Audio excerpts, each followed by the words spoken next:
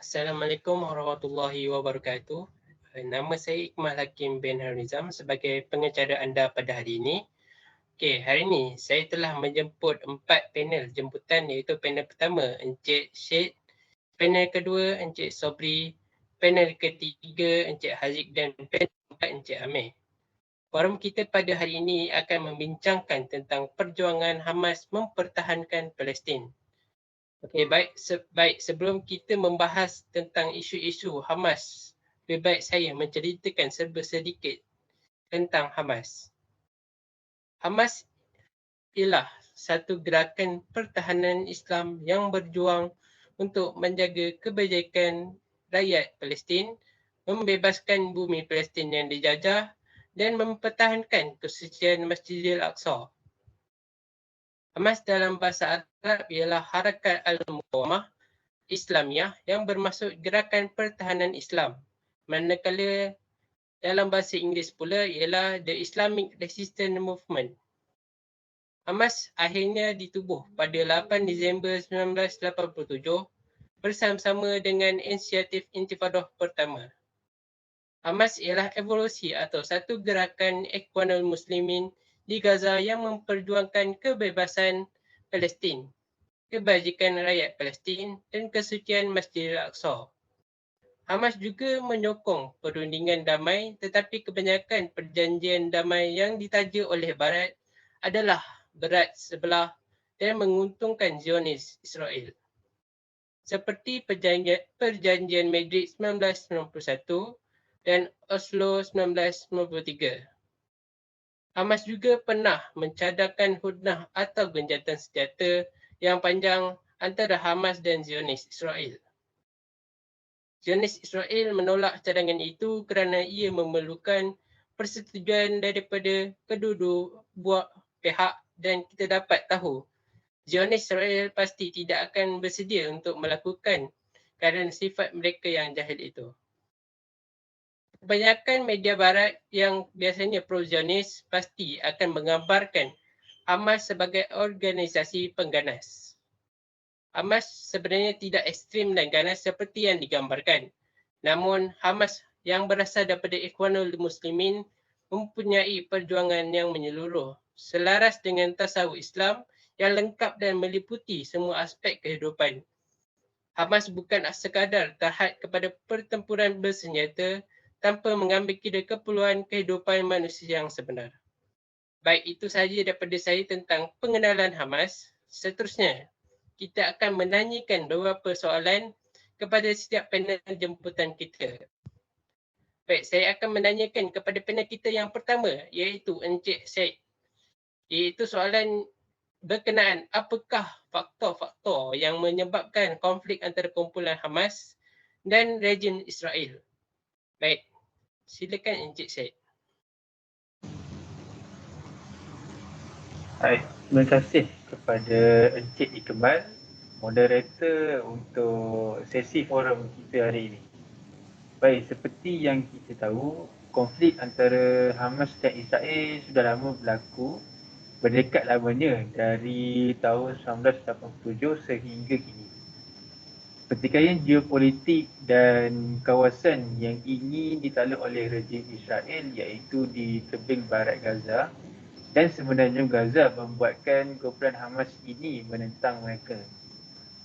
Yang kedua, negara Israel ini juga ada persaingan dengan negara Arab yang lain seperti Palestin, Syria, Lebanon, Jordan, Mesir, Iraq dan Sudan selepas terbentuknya negara Israel pada tahun 1948. Salah satu persaingan yang berlaku adalah konflik Palestin-Israel di mana upaya penjajahan Israel ke atas negara Palestin untuk membentuk negaranya sendiri. Dari peristiwa itu, berlakulah beberapa jenis perang antara Arab dan Israel iaitu Perang Arab Israel tahun 1948, Perang 6 Hari 1967 dan Intifada pertama dan kedua. Dan yang ketiga, telah berlakunya sekatan ke atas Gaza selama 16 tahun. Menurut pihak Israel, tujuan sekatan ini dikenakan oleh kerana untuk menghentikan pembahagian senjata dalam wilayah itu, oleh kerana pada masa itu isu Hamas dan Israel sedang memanas. Baik, itu saja daripada saya. Sekian, terima kasih. Baik, terima kasih kepada Encik Syed atas ulasan tersebut. Seterusnya kita akan menanyakan kepada panel kita yang kedua, iaitu Encik Sobri. Pada pendapat Encik Sobri, apakah cara untuk menyelesaikan konflik antara Hamas dan Israel? Baik, silakan Encik Sobri. Okey, terima kasih kepada moderator kita iaitu Encik Kemal kerana menjemput saya untuk sesi forum kita petang ini. Okay, menurut pandangan saya, cara untuk menyelesaikan konflik antara Hamas dan Israel adalah dengan langkah pertama, Hamas dan Israel perlu membuat hubungan diplomatik dengan menggalakkan hubungan tersebut antara kedua-dua pihak dengan sokongan masyarakat antarabangsa untuk mencapai perjanjian damai. Dengan cara ini, mereka boleh membuat perjanjian dengan cara rakyat Yahudi boleh menetap di setiap bandar atau kampung di Palestin, bukan hanya di beberapa tempat seperti di tepi barat atau di semenanjung Gaza seperti yang dituntut oleh orang Yahudi. Okey, langkah kedua, dengan kewujudan institusi keamanan dunia yang ahlinya terdiri daripada pihak PBB dan Liga Arab, perlu memainkan peranan masing-masing untuk memudahkan rundingan antara pihak Israel dan Hamas. Sebagai contoh, langkah yang boleh dibuat dengan membolehkan warga Yahudi untuk mengekalkan semua institusi awam yang mereka telah bangunkan di Palestin. Contohnya, tempat suci Yahudi iaitu kuil, seni dan budaya warga Yahudi, sekolah dan sebagainya, sebagai cara untuk menghormati agama dan budaya Yahudi, dan seterusnya dapat menggalakkan orang Yahudi untuk merasai keamanan dan keselesaan untuk mendiami negara Islam sebagai warga dhimmi. Okay, itu sahaja pandangan daripada saya. Sekian, terima kasih. Baik, terima kasih kepada Encik Sobri atas ulasan tersebut. Seterusnya, saya akan menanyakan kepada panel kita yang ketiga, iaitu Encik Haziq. Disebabkan oleh isu tentang Hamas dan Zionis Israel ini sangat terkenal di mata dunia, mesti ada beberapa negara yang akan memberi reaksi. Jadi, apakah antara negara yang memberi reaksi terhadap isu ini? Baik, silakan Encik Haziq.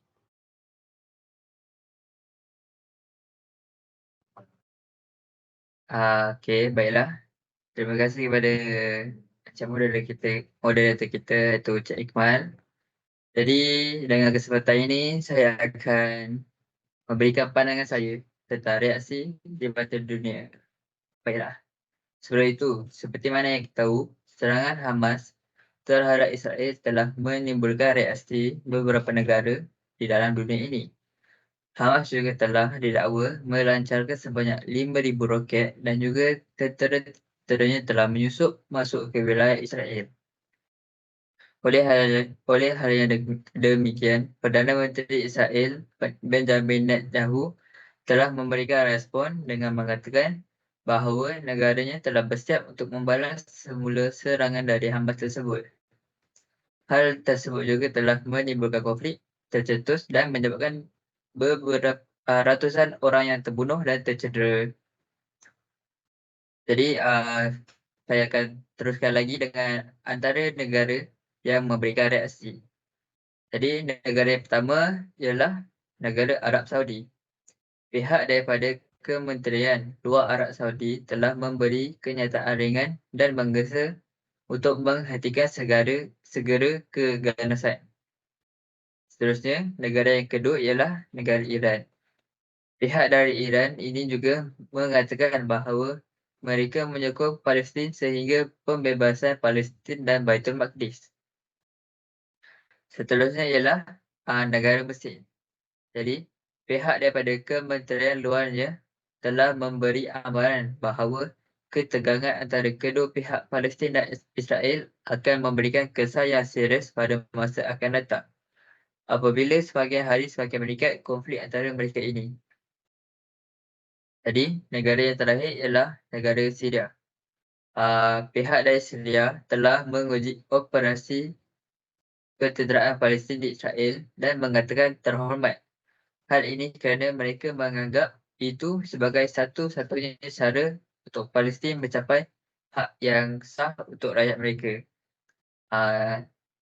Jadi ada lagi beberapa negara yang memberikan reaksi, tapi 4 negara ini adalah yang bagi saya yang penting dan juga terkenal buat masa ini. Jadi sekian sahaja daripada saya. Terima kasih. Baik, terima kasih kepada Encik Haziq atas ulasan tersebut. Okey, seterusnya saya akan kepada panel yang terakhir, Encik Amir, tentang apakah faktor-faktor yang mempengaruhi perkembangan dan perjuangan Hamas dan bagaimana organisasi ini menggabungkan pelbagai strategi untuk mencapai matlamatnya. Silakan Encik Amir. Okey, baiklah. Saya sebelum tu saya ingin mengucapkan terima kasih kepada Encik Ikmal untuk tanya soalan itu. Okey. Saya akan menjawab soalan itu dengan Bismillahirrahmanirrahim. Okey, baiklah. Perkembangan dan perjuangan Hamas dipengaruhi oleh pelbagai faktor, termasuk konteks sejarah konflik antara Israel dan Palestin. Jadi ketidakpuasaan rakyat Palestin terhadap penjajah Israel serta kekurangan penyelesaian politik yang memuaskan. Hamas sebagai pertubuhan gerakan Islam di Palestin menggunakan pendekatan yang holistik dan menyeluruh dalam mencapai matlamatnya. Jadi mereka tidak hanya terlibat dalam peranan bersenjata terhadap Israel tetapi juga menyertai arena politik, memenangi pilihan raya dan membentuk kerajaan di Gaza. Baiklah, selain itu Hamas juga mengamalkan pendekatan pembangunan sosial dengan menyediakan perkhidmatan awam dan bantuan kemanusiaan kepada rakyat Palestin. Jadi melalui aktiviti politik, mereka berusaha mendapatkan sokongan domestik dan antarabangsa untuk mencapai kemerdekaan Palestin. Jadi strategi ini memperlihatkan pendekatan holistik yang mencukupi pelbagai dimensi, dari aspek ketenteraan hingga pembangunan masyarakat. Jadi dalam upaya mereka untuk mencapai matlamat politik lebih besar. Jadi dengan persoalan itu terjawablah dengan penjelasan saya. Sekian, terima kasih daripada saya. Baik, terima kasih kepada semua panel jemputan kita yang memberi ulasan yang amat penting kepada kita. Jadi adalah forum kita pada hari ini tentang perjuangan Hamas mempertahankan Palestin. Terima kasih kepada yang menonton dan jumpa lagi. Assalamualaikum. Waalaikumsalam.